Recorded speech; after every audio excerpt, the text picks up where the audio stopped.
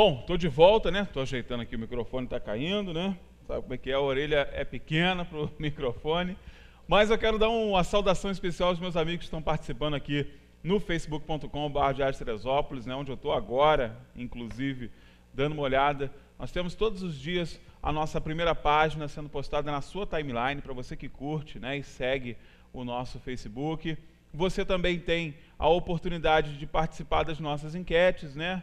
Tem sempre lá alguma coisa muito bacana para você compartilhar conosco, né? Deixar a sua opinião, afinal de contas, a sua opinião é sempre muito importante para todos nós, né? E é claro que eu estou mexendo ao vivo, é claro que ele ia travar.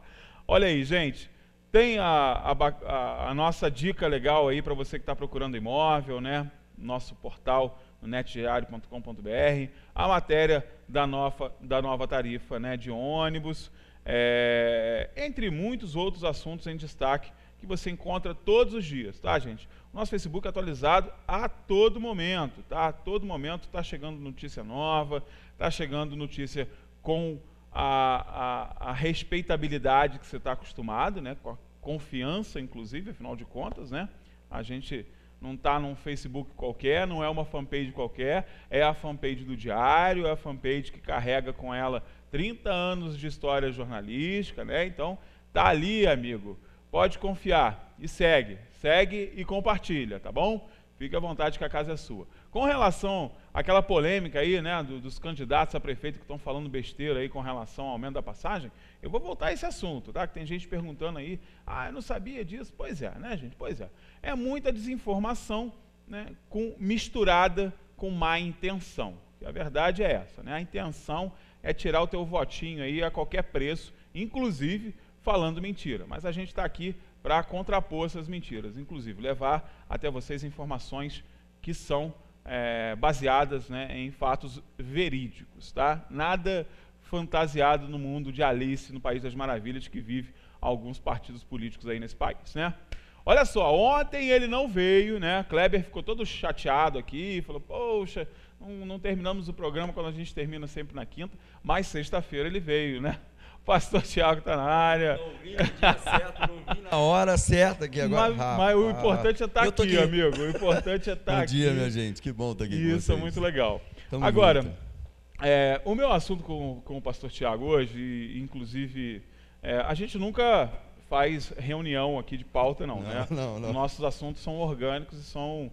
Eu quero acreditar e acredito que seja realmente inspiração do nosso querido Espírito Santo, né? Que vem aqui e nos leva, né, a falar de assuntos que talvez vão ser importantes para vocês ouvirem.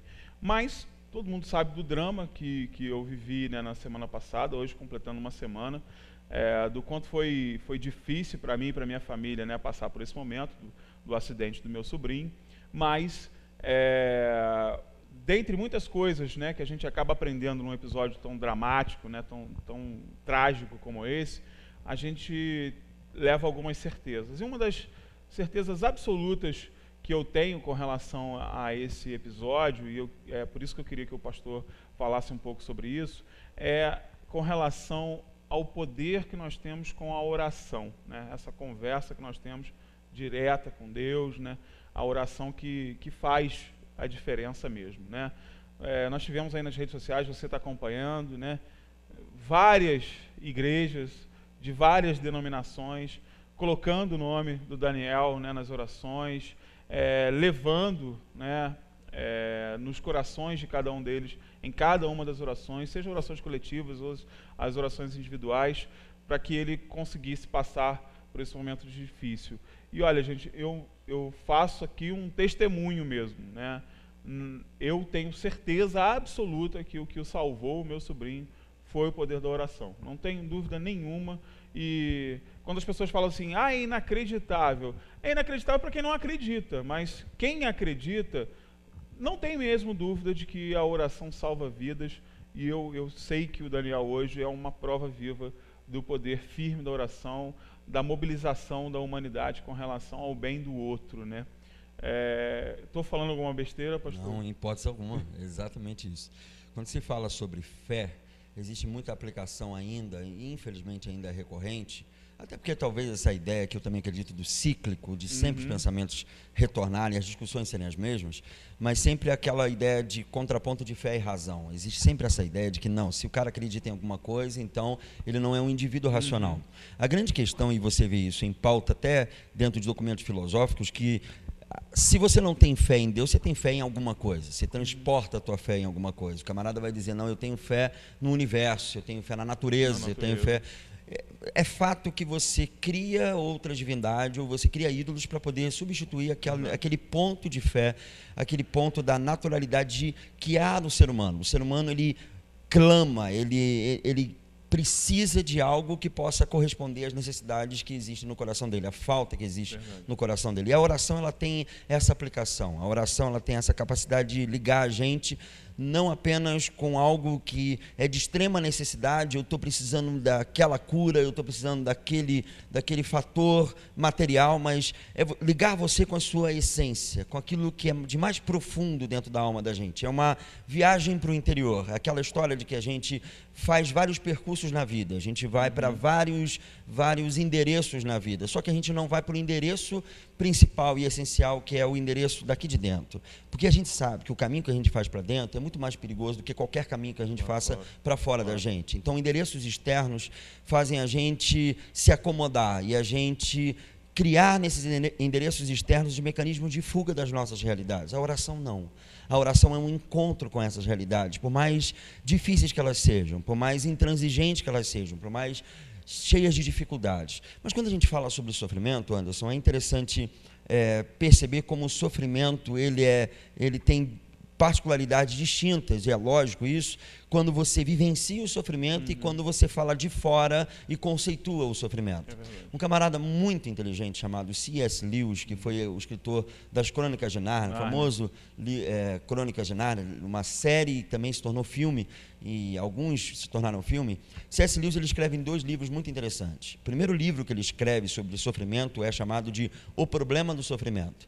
Quando ele fala sobre o problema do sofrimento, ele fala do sofrimento de maneira muito conceitual. Ele vai falar que o que Jó sofreu, que é a grande teodiceia e o grande problema do sofrimento, da teologia de retribuição que está intrínseco no livro de Jó.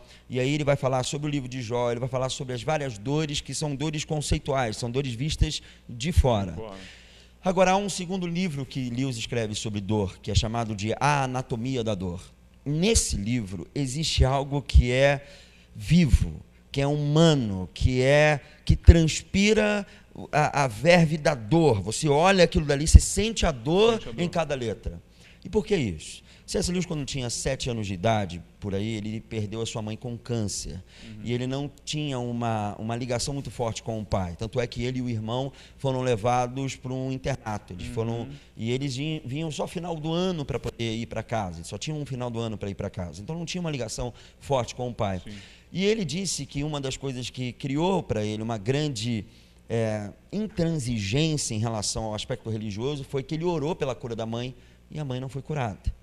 E aquilo dali criou uma grande decepção para ele. Como assim? Minha mãe não foi curada? E ele passa a adolescência e ele vem a retornar à fé lá por volta de 40, quase 50 anos.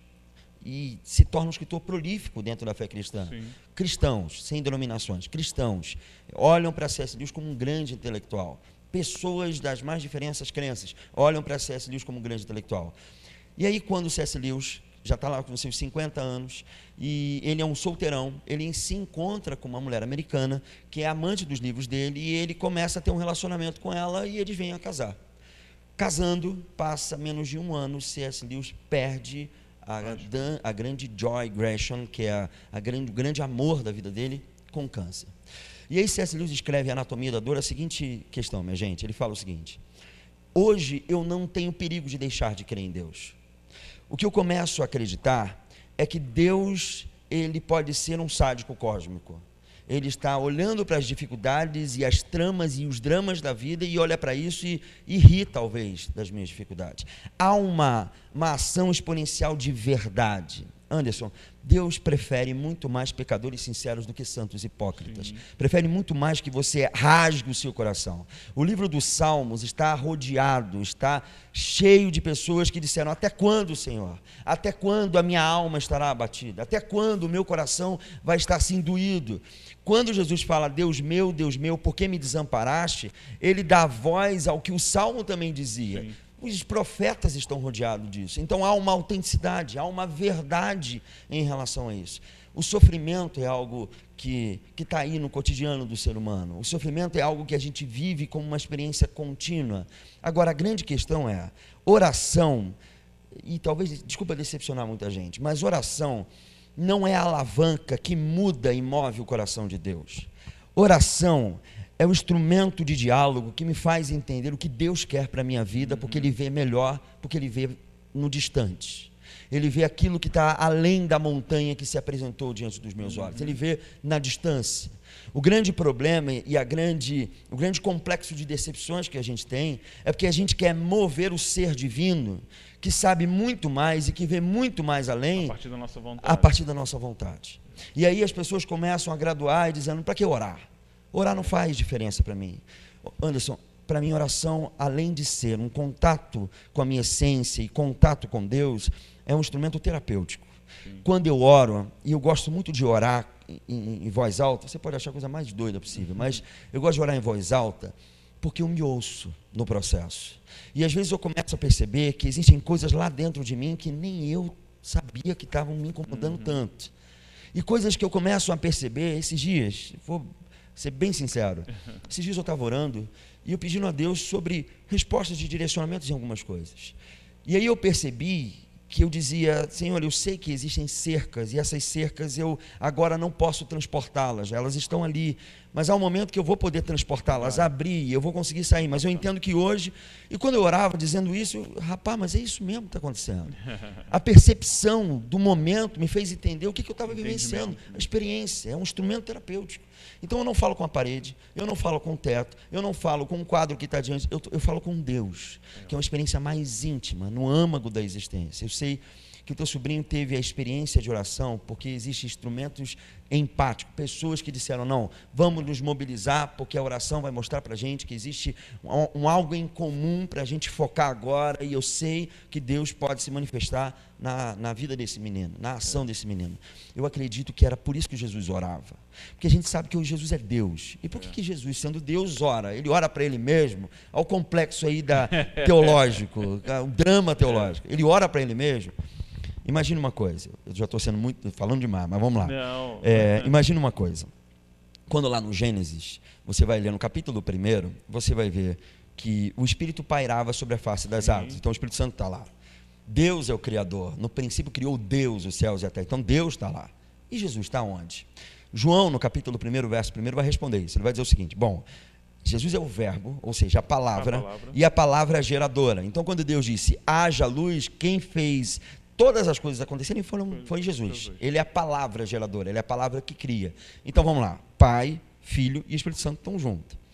Há um contato e há um livre acordo, uma livre agência entre eles. Não existe essa questão do Pai dizer assim: eu mando, Filho obedece, Espírito Santo obedece. Não, existe uma comunhão. A Trindade é a melhor maneira de entender comunidade, comunhão. Eles agem em comunhão.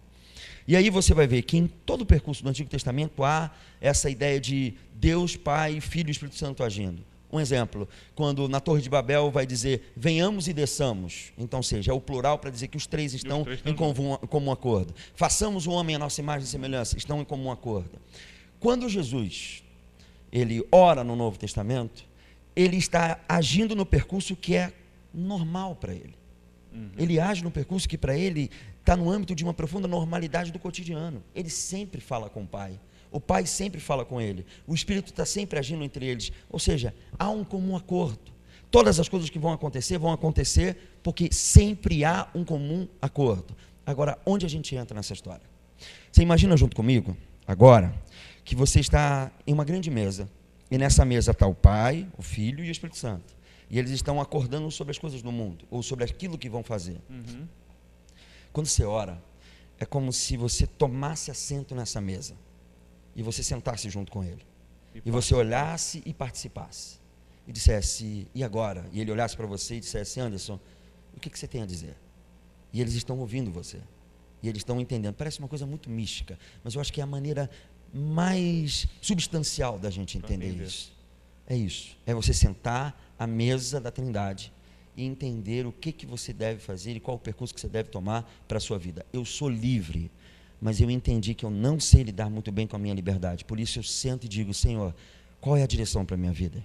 Qual é o caminho que eu devo tomar? Por isso, para mim, um dos textos que mais falam no meu coração é João 3,8, que diz, o vento sopra onde quer, ouves a sua voz, você não sabe de onde vem nem para onde ele vai, assim é todo aquele que é nascido do Espírito, ou seja, quem é nascido de Deus, ele é guiado única e exclusivamente pelo vento de Deus. Não sei de onde vem, nem sei para onde vai, só sei que a melhor coisa que eu fiz na minha vida é entender que o meu caminho para a minha essência, o instrumento terapêutico da oração, e a oração como foco em Deus, me fez entender que no mundo e a vida vale mais, e a vida é muito mais do que eu experimento na superficialidade e nos endereços externos, porque o endereço de dentro, por mais perigoso que seja, é aquilo que resolve as intransigências do mundo que está na externalidade, no mundo que está aqui fora.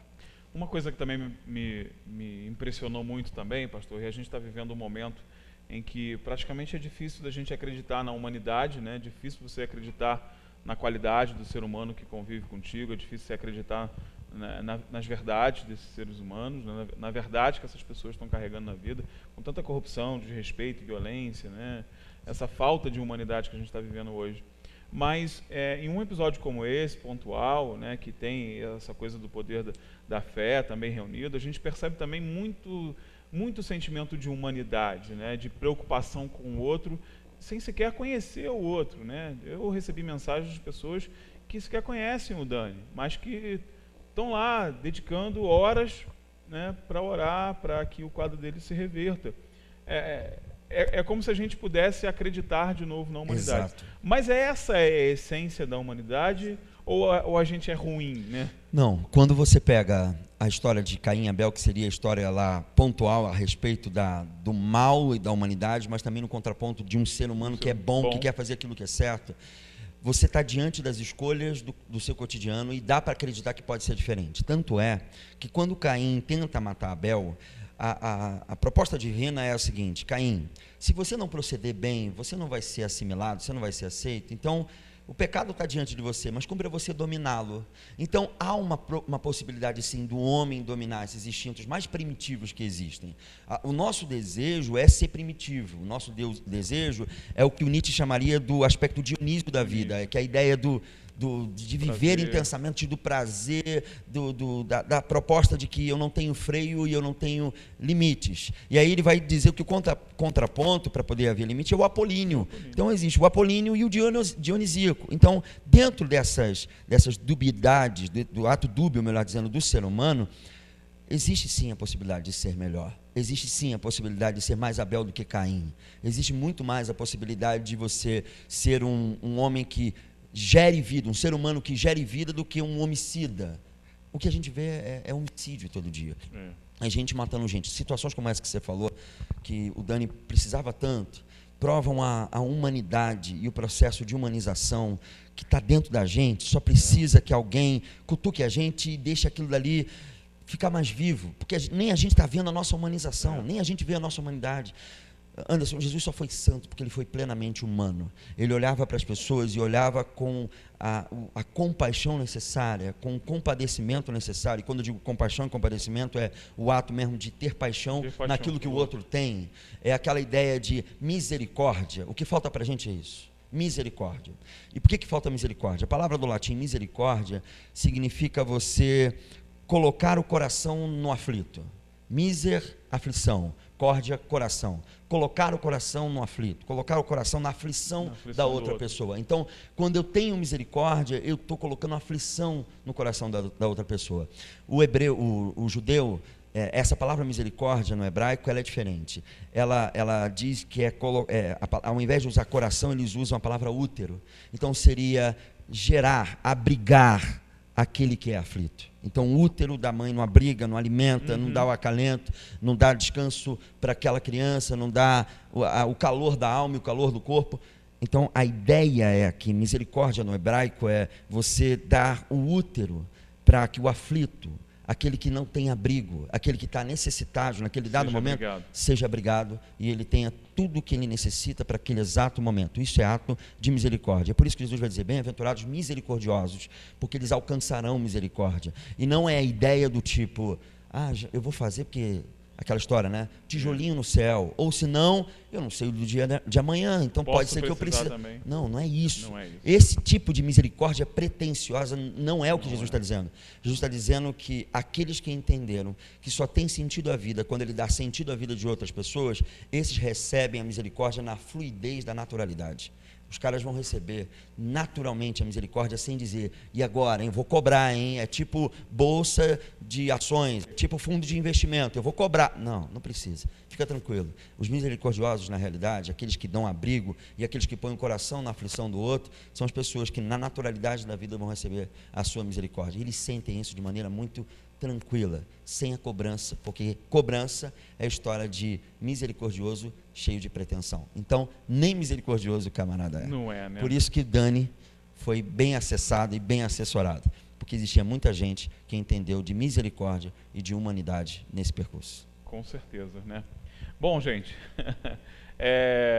não está acabando o programa, né? Normalmente o já acabou, encerrou.